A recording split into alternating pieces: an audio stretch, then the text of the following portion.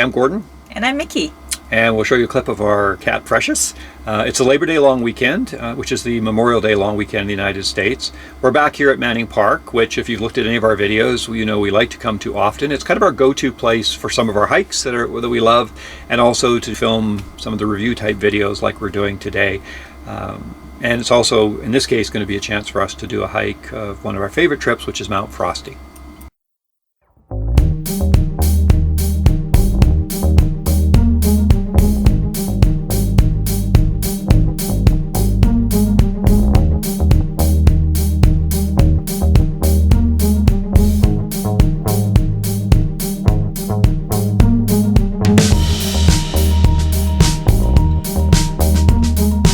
So it's been 8 months since we bought our Roadtrek Zion campervan. We bought it in January this year. We're part-time RVers, as Gordon's mentioned before, and we've done from overnight trips up to trips about 5 days long. And we've gone to various parts of BC, mostly in provincial parks, and we've also done camping in a couple of commercial campgrounds, and a friend's driveway, and one recreation site. As newbies, we're still a little bit hesitant about boondocking. We're hoping to expand our horizons in the coming years. Yeah, that for us is actually more about probably where we are than boondocking itself. It's just we're in an area where, even as you get out in a lot of different areas in British Columbia where we've been to, it's still fairly populated areas, and we haven't had, we don't have areas like the BLM lands that you see in some of the American Western states. So we're looking forward to finding some of those spots and being a little bit more off the grid as well. And if you're interested in checking out our trips, we've done videos of all of our trips, and you can catch that on our YouTube channel. So overall, we've been very happy with our van. We've had it, as Mickey said, just a little over 8 months. It's actually given us the freedom to travel with our senior cat, which was something that was important to us. And we've also stayed in a number of places and locations that we probably wouldn't have stayed in otherwise, so that's been great. If you're interested in actually thoughts more specific to the van, we've got a 6-week review video, and we also have a 6-month review video that you might find of interest. Now, before we made the decision to buy an RV, we had some concerns that I think a lot of newbies had, and so we started to do a lot of research and then address them after we had the van. So today we're going to talk a little bit about those issues and really how we resolved them since we've had the van. So the first was about waste management, and I think like many newbie RVers, this was a big concern. We've done a lot of backpacking and camping, and although this may sound funny, dealing with waste is not as, it doesn't seem as close to me as having to go to a sanitation and then hook up a hose and then pump your waste into the ground. I'd envisioned actually us having to go on Amazon and buy hazmat suits. I know Mickey'd actually watched at least 30 videos about dumping tanks and just almost like etiquette at the sanitation lineup. So she was an expert on it before we even had the van. But bottom line, it's actually quite easy. We've found it to be very quick, fast, and you can actually if you look at our anniversary trip video when we were up in Whistler, we actually have a segment later in that video that shows us actually dumping tanks. And particularly with the Roadtrek product, it's very easy. The macerator system works very well. It's fast. There's no messes. It's just really simple. I'd say the biggest challenge with the macerator system is just putting all the hosing back in the compartment, and that's actually pretty easy. You just have to do it right. But basically what we also do is when we're camping here, for example, at Manning Park, we're going to use their washroom facilities for 95% of the time. So we'll use their showers because they have them here. We'll use their washrooms, and that's just more convenience. It's easier to use whether they have pit toilets or flush toilets. It's just easier to use the facilities in the place that you're camping, if you have them. And then we just simply use our washroom when we have to. So in the middle of the night, if you need to do the washroom, then we'll use it. And that's just more convenience for us because then we don't have to necessarily stop on every trip and dump tanks. Our biggest challenge actually has been our gray tank, and what we found is that it fills up much sooner than we'd expect, and that's actually led us to have to dump tanks when we wouldn't have to otherwise. And what we found is that if we each have a couple showers, and our showers are short, they're like I timed, they're an hour. They're a minute and 45 seconds, and each.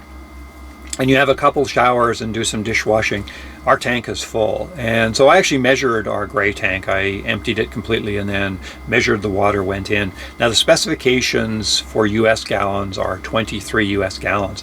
I measured and only was able to get 15 US gallons in the tank. So we're short significantly. Now that's not an uncommon challenge, as I understand it, with the Roadtrek Zion, is often the gray tank isn't able to use all of its capacity. And I believe Roadtrek has a fairly simple warranty fix, and Mickey's actually taking the vehicle into the dealer next week, and we're hoping that the fix will allow us to get more of the capacity, if not all of the capacity, that we expected in the gray tank. Our second concern was to actually drive and park an RV.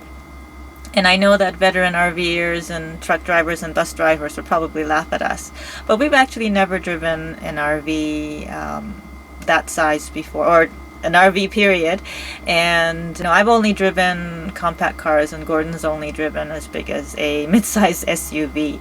So we were a little concerned about that, and really didn't have to be, because the ProMaster is a great van.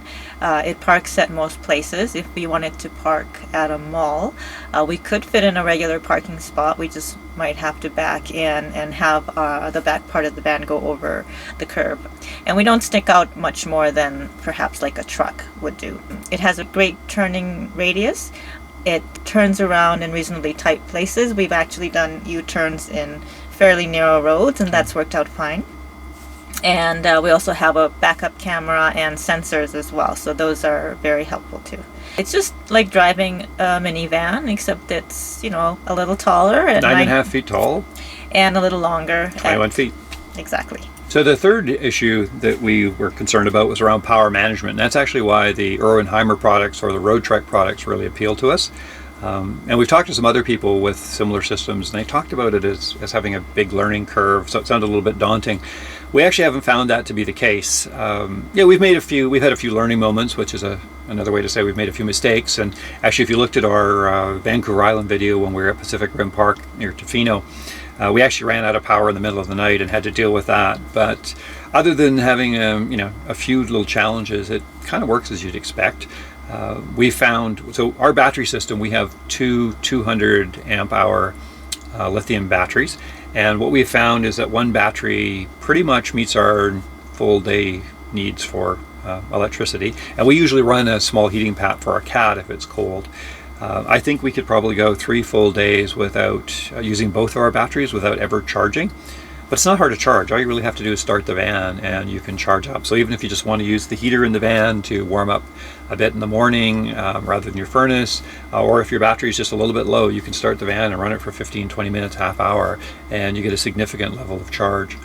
What we found is that there's not really a perfect science to working with the electrical system. There's a little bit of art, I think, but you soon learn to understand how your van works and how your power consumption is, and you tend to be a lot more conservative in your power consumption when you know that it's limited, and we found it's actually worked very well, and particularly with our lithium batteries.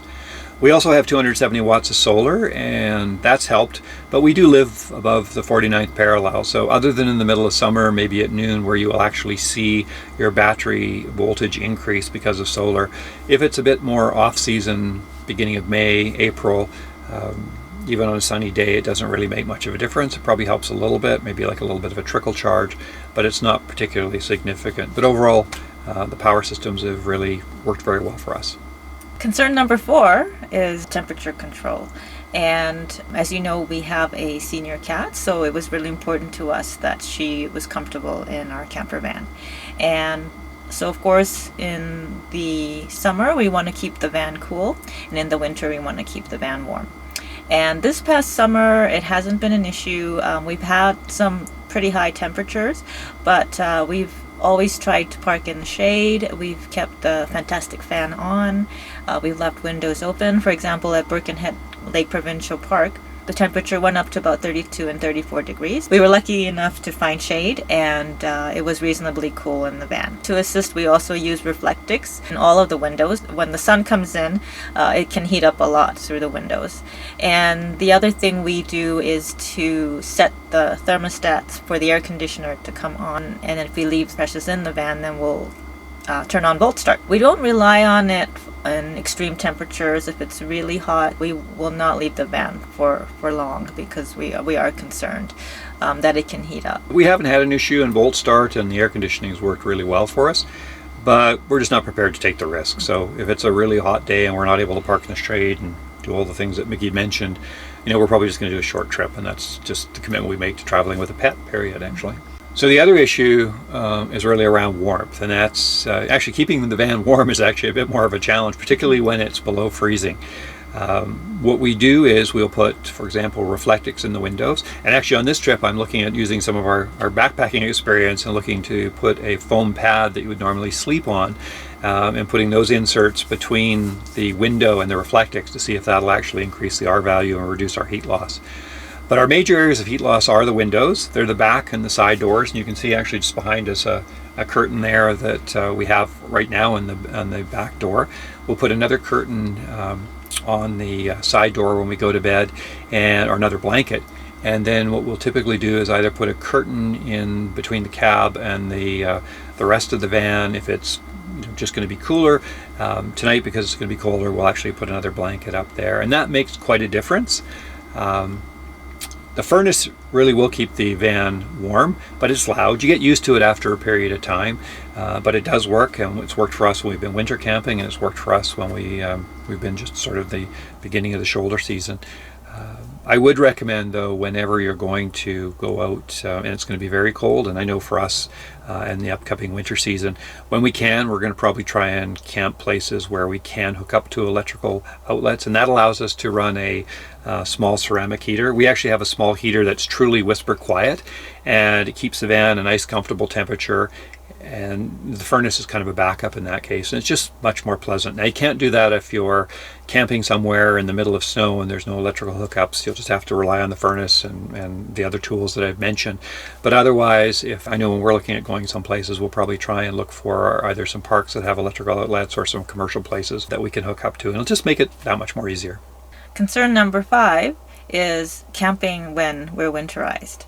And when we bought the van in January, the van actually came winterized already, which meant that all the water was out of the system from all the holding tanks and also all the pipes. We want to make sure that that water's out of the system, because otherwise the tanks can freeze or the pipes can freeze and they're going to break. When we're winterized, our water tanks are actually full of the pink non-poisonous RV antifreeze. So when we flush the toilet, you're flushing pink. So we actually add a half a cup of RV antifreeze to the toilet when we flush as well, and that seems to have worked for us anyway. We also carry a large container of water for drinking as well as washing dishes. I think that one of the highlights of Mickey's van life was when we were actually de-winterized, and we were both able to then use the sink and to wash dishes without having to use a small other container to wash our dishes and then have to deal with where we're going to deal with that gray water, where we're going to put it, and just simply use the system as it's designed. It just made it so much nicer and easier to use. So just to clarify, when we're winterized, we do not use the gray tank, but we can use the black tank. One of the concerns we had too was traveling with our cat. Our cat is older, she's 22, and requires a lot of attention and medication. And we were worried about how well she would adapt to traveling frequently. And actually she's done quite well. Physically, she seems perfectly healthy. She eats the proper amount of food, and she goes to the bathroom as per usual.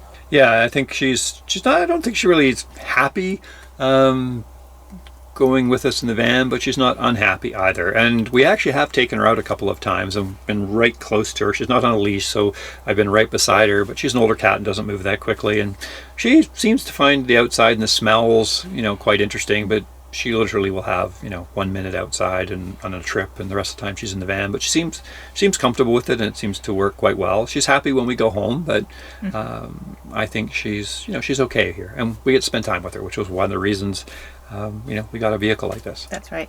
When it's warm and we like to have the side door open, the mosquito screens actually serve a dual purpose. It's firm enough that she can't actually push through it, so it actually acts as a deterrent or enclosure for her not to come outside. So, and she never tries to do that anyway. And of course, our cat is different. Other cats might be younger and more adventurous, so obviously, people would have to use their own judgment and maybe use a leash or something like that to make sure that they don't run away or get scared off.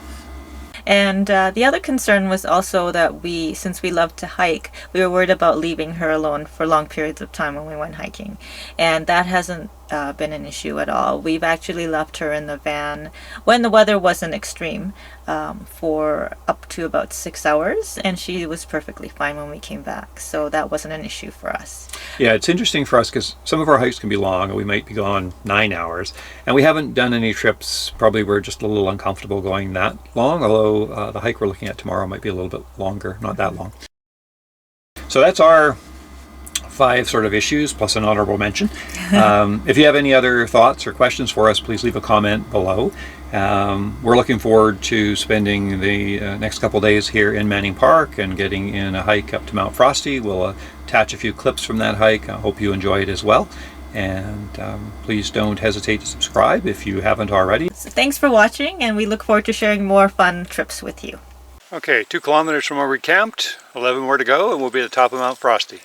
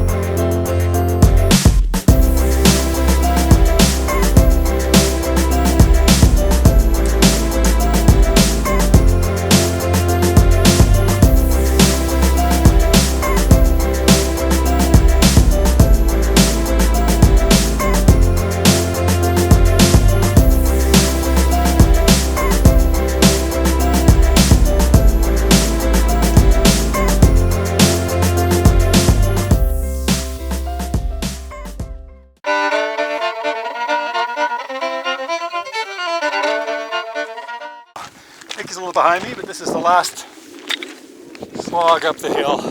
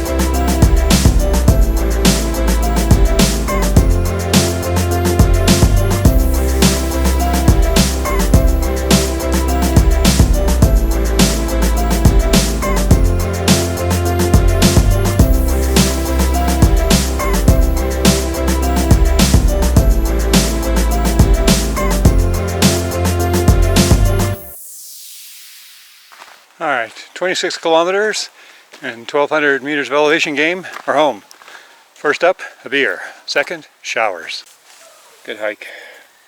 Good beer. Cheers. Cheers.